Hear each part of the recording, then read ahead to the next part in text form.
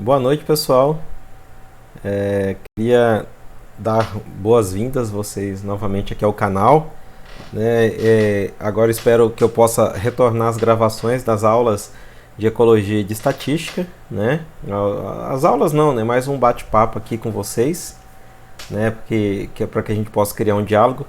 Nesse período que eu estive aqui sem a gravação, pude perceber que várias pessoas continuaram assistindo os vídeos e entraram em contato pedindo, tirando dúvidas, né, trocando ideias. Isso para mim foi muito gratificante, que é o meu objetivo do canal, né, poder fazer essa conversa, né, criar essa rede de estudo aí que o canal vem me possibilitando, né. Eu acho que isso é interessante. E aí então, pessoal, eu espero que eu consiga novamente voltar às gravações de uma aula semanal, né, esse conteúdo semanal, que vocês possam usar no trabalho de TCC, de mestrado, doutorado, no que vocês, nos relatórios de PIBIC, né, o que for possível aplicar. E também continuar essa troca de ideia com vocês, tudo bem? Então, dando continuidade aos conteúdos que eu venho abordando aí no canal, se não me engano, o último vídeo foi sobre Boxplot, onde eu mostrei a aplicação de, por exemplo, como nós poderíamos usar o valor máximo, o valor mínimo, como que a gente poderia trabalhar os quartis, né, na construção desse tipo de gráfico e extrair, né, um pouco mais de informação sobre a variação dos nossos dados, né? Então hoje eu vou falar um pouquinho de intervalo de confiança, que vai já ser um gancho para a gente começar a trabalhar, né, os testes de hipótese, né, que é o último conteúdo aqui da estatística descritiva, para a gente começar a trabalhar, né, os testes de hipótese, tudo bem? Então, desculpe, deixa eu voltar aqui no início, tá, pessoal, que eu coloquei de forma errada. Eu vou ter que fazer isso aqui, mas não, acho que vale improviso, o que vale aqui a nossa discussão, né? Então eu queria colocar algumas coisas aqui para vocês, que a gente vai discutir. Eu já tinha discutido com vocês um pouco das questões filosóficas sobre média, variância e desvio padrão. Então, na verdade, a gente tem como um pressuposto aqui, né, que média, variância e desvio padrão são parâmetros que a gente usa, né, são parâmetros que a gente mede por meio de coletas de dados reais, né, a gente vai a campo ou vai no laboratório, né, ou depende do qual é o seu objeto de pesquisa, você obtém esses dados reais, valores de medições de variáveis reais lá no campo, e você resume esse conjunto de dados, né, em parâmetros, né, que pode ser uma média. Por exemplo, eu vou lá e meço a temperatura de 30 lagoas, e aí eu ponho uma média de temperatura, né, e a variação de temperatura, né, o desvio padrão dessa temperatura, e aí eu tenho, né, parâmetros que vai ser utilizado para fazer inferência sobre essas populações, né? Como essas populações nós já discutimos, elas são de tamanhos infinitos, né? É difícil predizer muitas vezes, dependendo do que você trabalha, o tamanho da sua população, principalmente quem faz trabalho de campo, é difícil predizer os tamanhos dessas populações. Então a gente usa desses parâmetros para resumir informações sobre essas populações que geralmente possuem tamanhos infinitos, e é difícil ter uma predição do tamanho real delas. Mas por isso também elas são úteis, esses parâmetros, porque elas acabam reduzindo volume muito grande de dados. Então eu aconselho até, né, quem está chegando no canal agora, voltar lá, assistir as aulas que eu falo sobre média, mediana, variância, desvio padrão, para que você tenha um pouco mais de entendimento, um pouco mais de apropriação sobre o que esses parâmetros podem nos dizer biologicamente, né? Então a gente vai usar esses parâmetros para fazer inferência sobre parâmetros e discutir a realidade que nós estamos propondo investigar no campo. E aí a gente tem que ter uma noção que nós estamos trabalhando com amostras. E eu também já expliquei, né, em vídeos anteriores sobre amostragem, sobre os métodos, a técnica de amostragem e as implicações do tamanho amostral.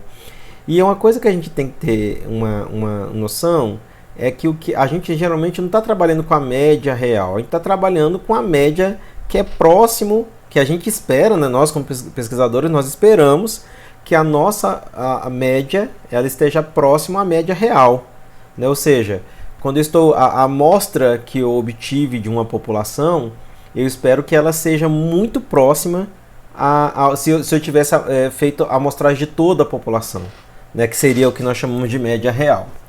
Então, por isso que o tamanho da amostra ela é importante, né, nos trabalhos com enfoque biológico, uma vez que a gente pretende que esse valor que nós amostramos ele seja tão confiável, nessa média, esse parâmetro que nós estamos apresentando, nós esperamos que ele seja tão confiável que ele esteja, por ele estar muito próximo da média real, né? Então eu vou poder fazer inferências com muito mais robustez, com mais confiança, uma vez que essa média que eu encontrei por meio da minha amostragem, ela está próximo a um valor real, né? Só recordando aqui, né, que para calcular a variância e o desvio padrão, só recordando, né, isso vocês recordam, isso aqui é o cálculo da variância, né? Observem que a variância ela é a soma dos quadrados, né? Porque se eu pegar, se eu somar se eu só simplesmente diminuir esse valor da média, né, 2 menos 14, se eu simplesmente diminuir da média, a soma disso vai dar zero, né? Então, para que a gente possa verificar a real diferença que existe na real variação, a gente eleva ao quadrado, para que esses sinais negativos, quando se der algum, por exemplo, se der sinais negativos, elevando ao quadrado, ele ficará positivo, né? Então aqui está só um exemplo aqui que já foi até calculado em exemplos anteriores, né? Então aqui é o exemplo da variância, né? Então a variância é S ao quadrado, e vocês também estão lembrados que para calcular o desvio padrão, né, é simplesmente tirar a raiz quadrada da variância, né? Isso aqui também a gente faz isso porque quando eu calculo a variância, né, pessoal, ao elevar ao quadrado, eu perco a escala. Vocês lembram disso, né? Ao perder a escala, então, eu tenho 1,67. Aí, como eu elevei ao quadrado, e aqui, por exemplo, é comprimento que é em centímetros, né? Podia ser metro também. Ao elevar ao quadrado, eu perco essa referência, né, de escala. Então, o que eu faço? Eu tiro a raiz quadrada. Aí o desvio padrão é só isso, tá, pessoal? É só tirar a raiz quadrada da variância. Eu retorno a escala original, que neste caso aqui seria centímetro, né? O desvio padrão, o erro padrão, ele varia, né, de acordo com o tamanho da amostra. Isso aí também eu já havia dito para vocês. Então, quanto maior a minha amostra, menor vai ser o erro da minha média, né, o erro padrão da minha média. Por quê? Porque o erro padrão, que é o SE, nada mais é do que, para poder calcular, nada mais é do que a divisão, né, do desvio padrão pela raiz quadrada do número de amostra, né, como está aqui, tá? Então isso aqui também já foi explicado, só estou retomando para a gente compreender um pouco da importância, né, do intervalo de confiança, tá? Bom, então é importante lembrar também, quando eu estou trabalhando com coleta, isso eu também já havia explicado, quanto menor é minha coleta, pessoal, maior é a probabilidade, né, de encontrar uma variação ao acaso, né? Então, quanto mais eu coleto, a minha média ela tem uma probabilidade menor, tá, pessoal, de ser encontrado dentro desse intervalo, né, pessoal? Que seria um erro padrão para menos e um erro padrão para mais, tá? Então, quanto mais, se eu faço pouca coleta, a possibilidade dessa minha média representar a média real, ela diminui, tá? Por quê? Porque observe que meus dados eles ficam mais dispersos, né, pessoal? Porque eu posso pegar um valor extremo, né? Eu posso pegar um valor extremo aqui, eu posso pegar um valor aqui próximo da média, posso pegar outro valor extremo aqui no valor positivo e posso pegar os valores intermediários aqui, né? Então, eu acabo, muitas vezes, com uma amostragem muito pequena, não capturando bem a variação real dos meus dados. Quando eu coleto mais, observe aqui, pessoal, essa curva começa a achatar um pouco, né? Então, observe que ela começa a variar menos, né? E se eu vou coletando mais, olha só, pessoal, a minha curva achata mais. Isso significa o quê? Que os valores que eu estou coletando, eles estão ficando dentro de um intervalo um pouco mais curto. Por quê? Porque eu estou conseguindo pegar valores que estão representando bem a minha população.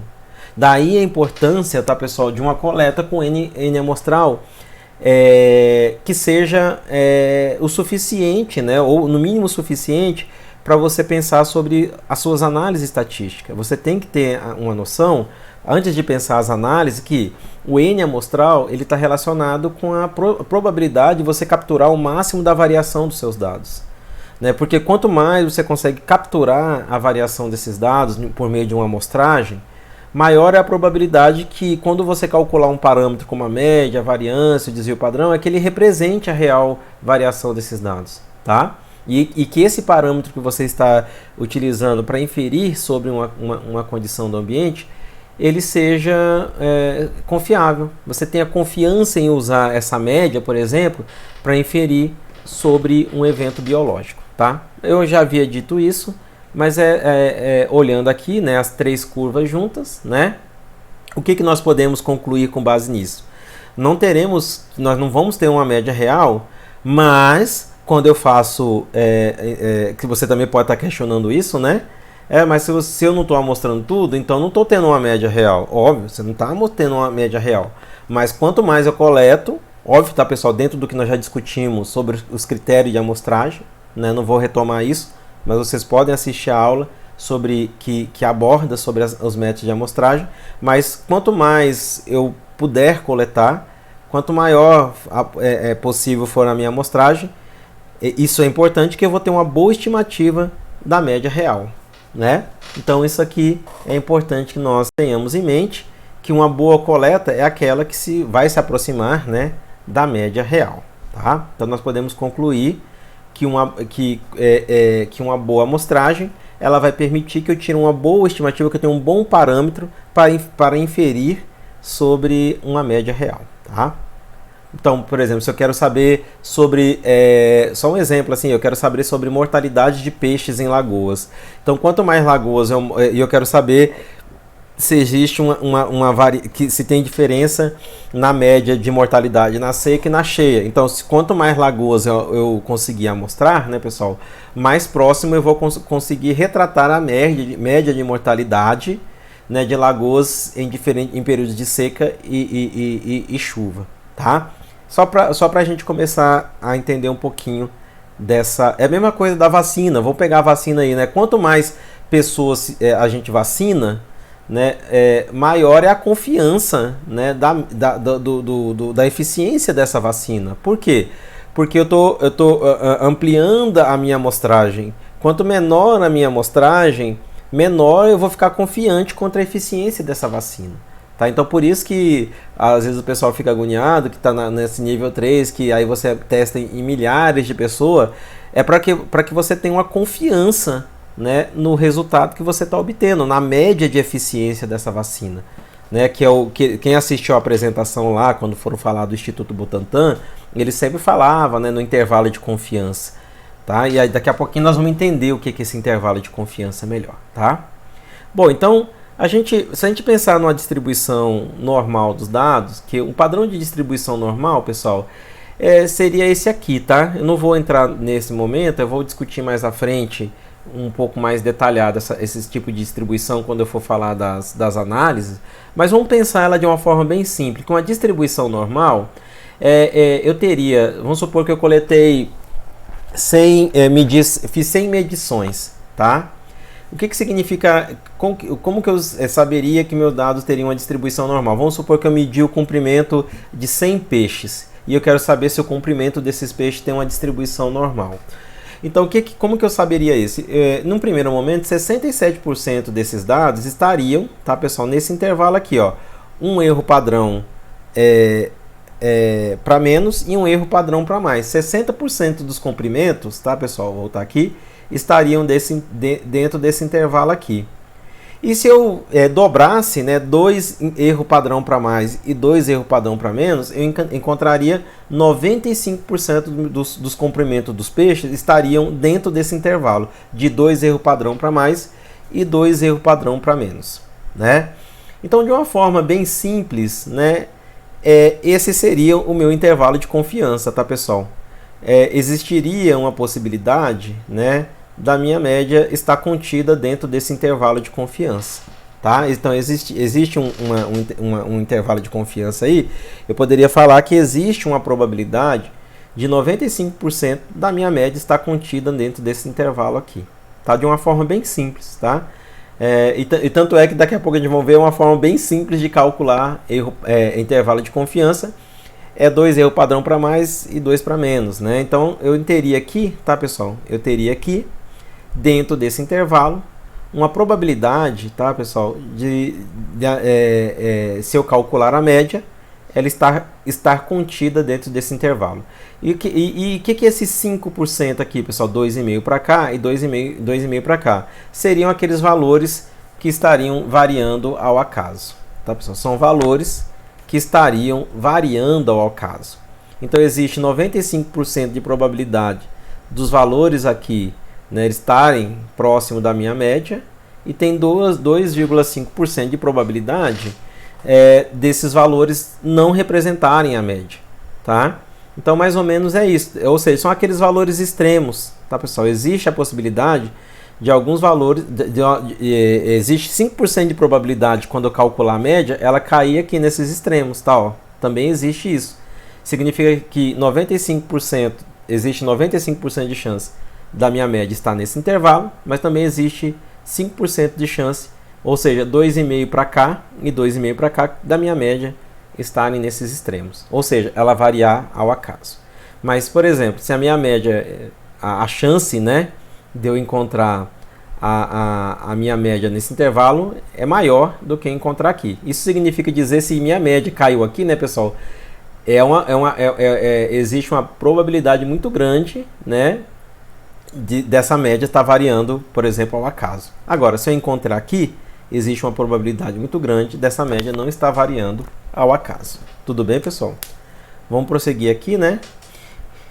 Então, o que é o intervalo de confiança, tá, pessoal? O que ele representa? Então, o intervalo de confiança, ele é a probabilidade que a verdadeira média da população caia dentro do intervalo de confiança.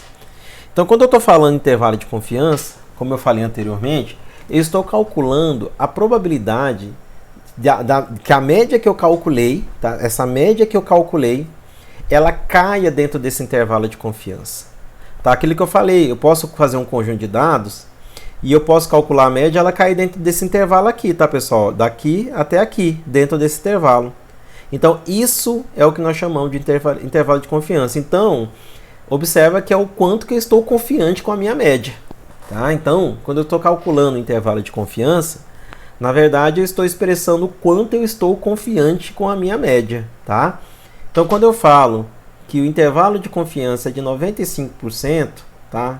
Ele está representando a probabilidade de que a média da população, né, essa média verdadeira, ela esteja dentro desse intervalo de confiança, da pessoa que eu calculei. Tá? E existe 5% de probabilidade, que é o que esses dois aqui, ó, 2,5 para menos, 2,5 para mais, que essa média esteja variando ao acaso, que ela não caia dentro desse intervalo de confiança. Tá? Então, isso é um conceito bacana de intervalo de confiança, porque o pessoal confunde intervalo de confiança com desvio padrão. Desvio padrão é uma coisa, tá, pessoal? Intervalo de confiança é outra coisa. Observem que o intervalo de confiança é o quanto eu estou confiante, né, com a minha média. Ou seja, o quanto que eu estou confiante da minha média representar um valor real. Tá? A média real. A média que eu calculei, ela representar a média real. Quanto eu estou confiante com isso, tá? Então, volto novamente, tá, pessoal? Se amostrarmos várias vezes, vamos pensar assim, ó, se eu fizer uma amostra, eu fui lá e coletei esse peixe, eu fui lá e medi 100 peixes, tá, pessoal? O método de pegar esse peixe foi aleatório, eu não pus nenhum viés que levasse à indução de resultado, e aí eu medi 100 vezes isso aí, tá, pessoal? Medi 100 vezes. Então, se eu fizer isso mais uma vez, tá? A média... Eu fui lá, calculei a média, eu calculei o intervalo de confiança, tá? Se eu repetir isso várias vezes, pessoal, ir lá pegar mais 100 peixes, tá, pessoal? Eu vou ter 95% de probabilidade, toda vez que eu calcular o intervalo de confiança, tá? Repetir isso, eu vou calcular novamente a média e o intervalo de confiança.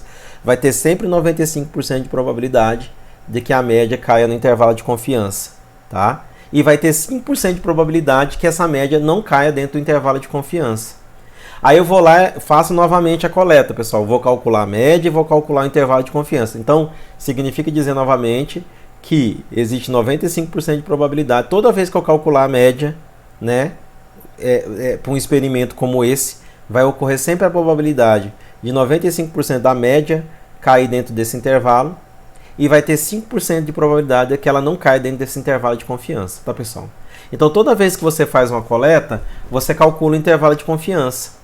Então, se você repetir esse experimento 1000 vezes e calcular a média 1000 vezes e calcular o intervalo de confiança 1000 vezes, existe 95% de probabilidade desse intervalo de confiança que você está calculando conter a média real. E existe 5% de probabilidade que a sua média não caia dentro desse intervalo, certo?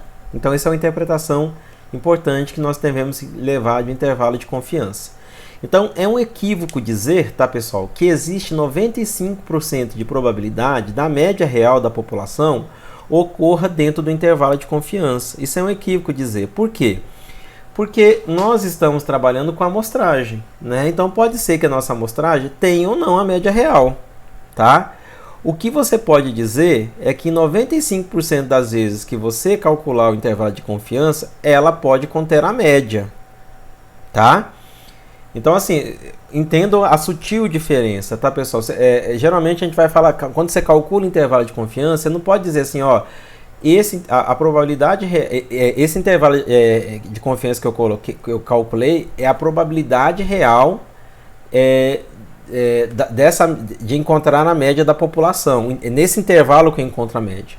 Na verdade, o correto é você falar assim, ó, em 95% das vezes que eu calcular o intervalo de confiança, ou seja, se eu repetir esse experimento 100 vezes, em 95% das vezes, esse intervalo pode conter a média. E em 5% ele pode não conter a média.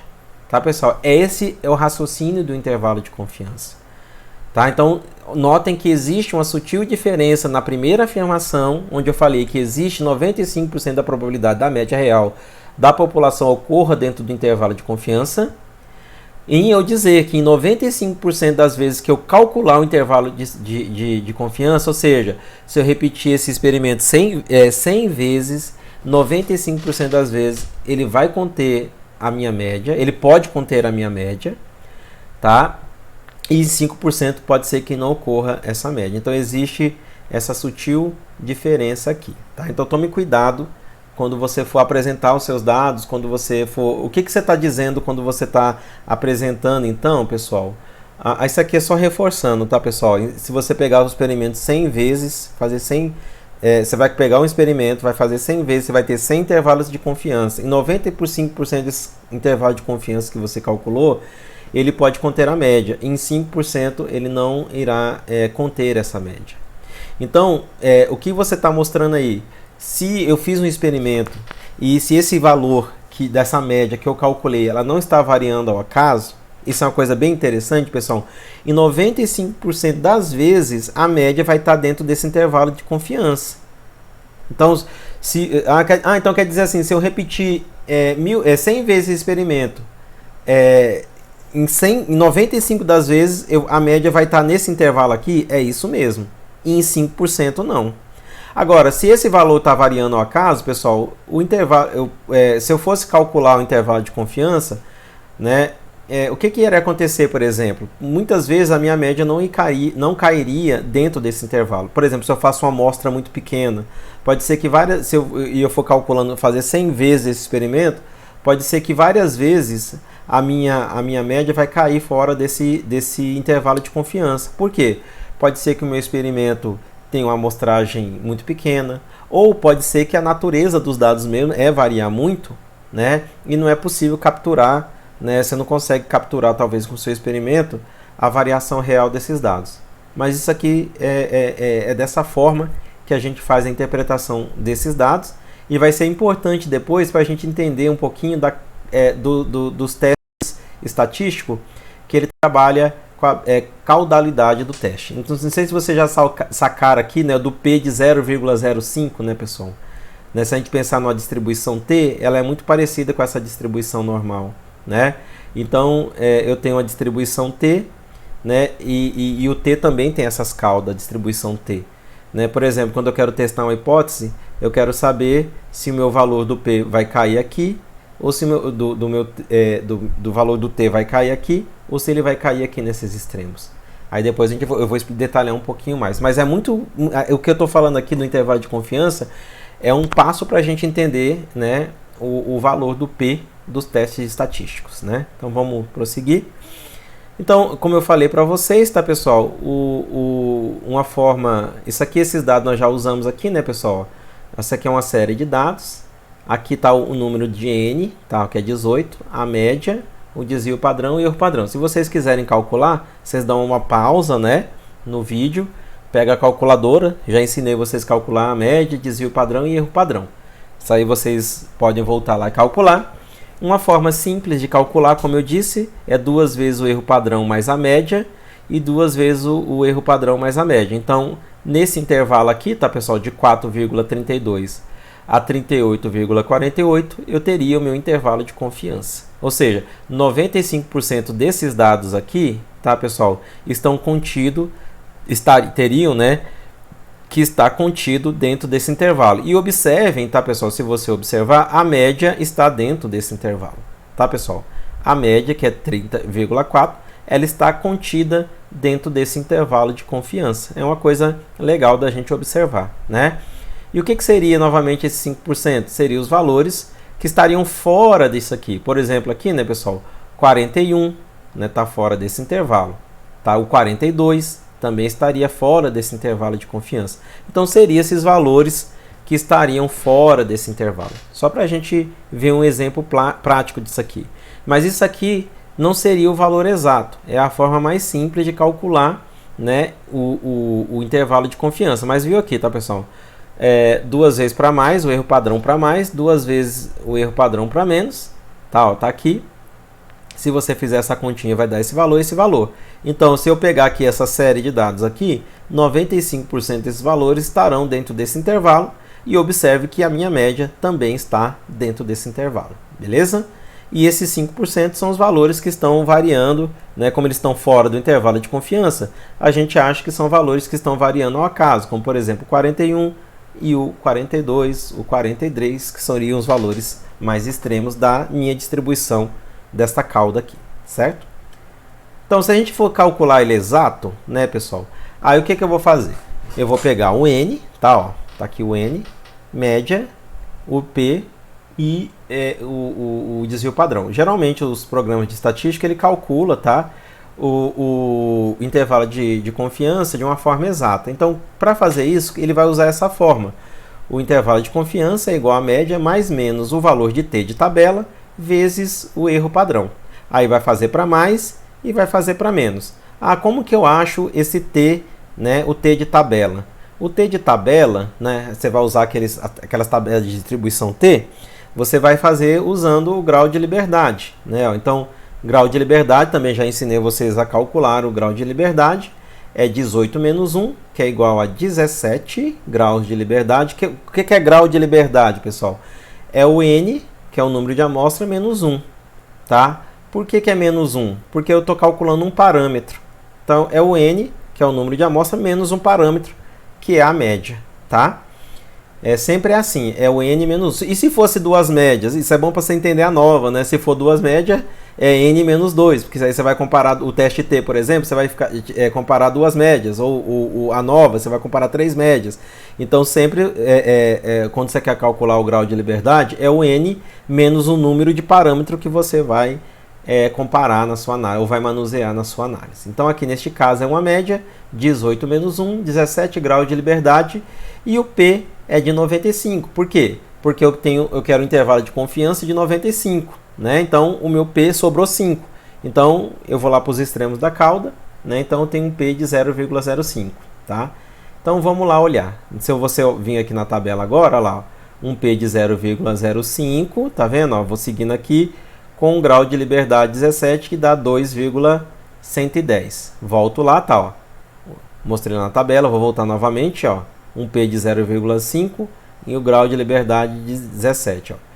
grau de liberdade 17 e o P de 0,5. Cruzando, tá aqui, tá, ó. Bom, vamos voltar lá, tá, ó, aqui no cálculo. Aí você joga no cálculo, tá, pessoal? A média é 3,94 mais, né, o 2,110, que é o T de tabela, vezes o intervalo de confiança. Observa que ele dá um pouquinho de diferença, tá, pessoal? Pouca coisa, mas dá, tá? Dependendo do que você vai trabalhar, esse pouquinho é uma coisa bem considerável, tá? Vocês viram lá a briga que deu lá, né, que de 0,05, né? E o P deu de 0,05, né? Deu em cima lá na vacina do Butantan. E aí bateu na trave, né? Mas a gente tem que ficar atento com isso, tá? Então aqui, isso aqui é o exato, tá? É o intervalo de confiança exato. Novamente, tá, pessoal? Aqui tá o intervalo de confiança vai de 40,39 a 38,4. Observe novamente que a minha média está dentro do intervalo de confiança. E os 5% seriam esses valores extremos novamente. Aqui seria a forma exata de calcular o intervalo de confiança, certo? Tem que tomar cuidado, pessoal, que isso aqui, né, como que eu vou interpretar isso aqui? Tá, ó. Aqui eu tenho um ambiente primário, vamos supor que é uma mata primária, e aqui é uma mata secundária.